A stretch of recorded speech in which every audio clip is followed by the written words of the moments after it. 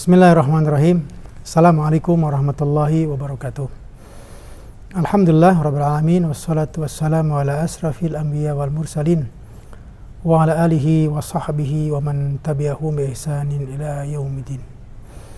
Asyhadu an la ilaha illallah wahdahu la syarikalah wa asyhadu anna Muhammadan abduhu wa rasuluhu la nabiyya ba'd. A'udzu billahi minasyaitonir rajim. Ya ayyuhalladzina amanu aminu billahi wa rasul. Hadirin yang dirahmati Allah Subhanahu wa taala. Iman dan Islam adalah nikmat terbesar yang Allah berikan kepada kita.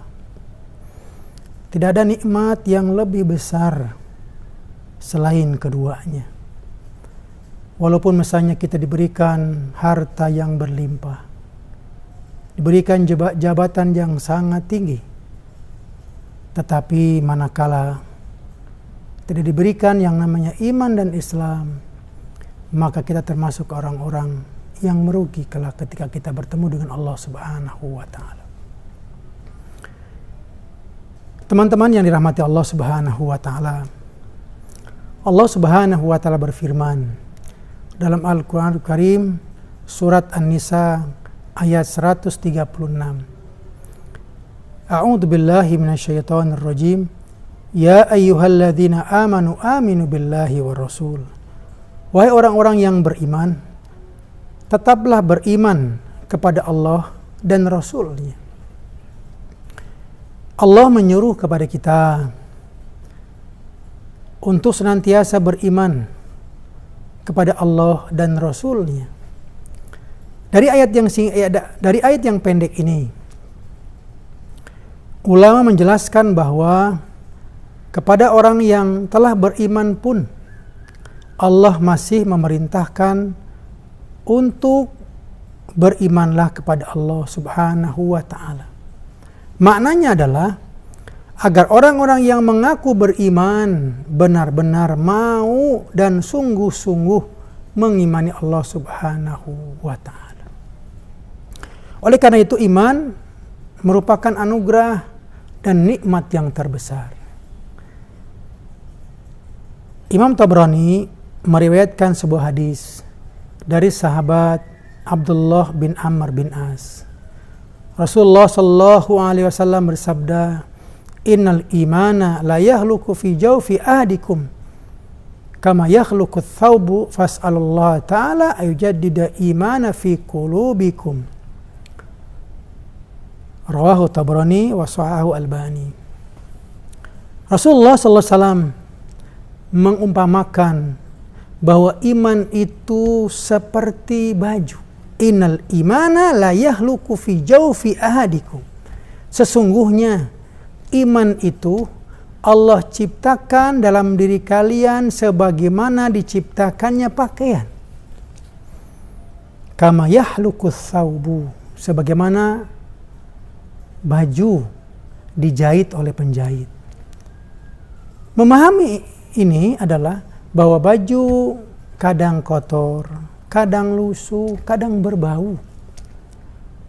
Manakala ketika kita melihat baju itu, baju kita yang kenakan itu kotor, lusuh, maka ketika baju itu dibersihkan oleh istri kita, oleh pembantu kita, maka baju itu kembali menjadi bersih dan wangi.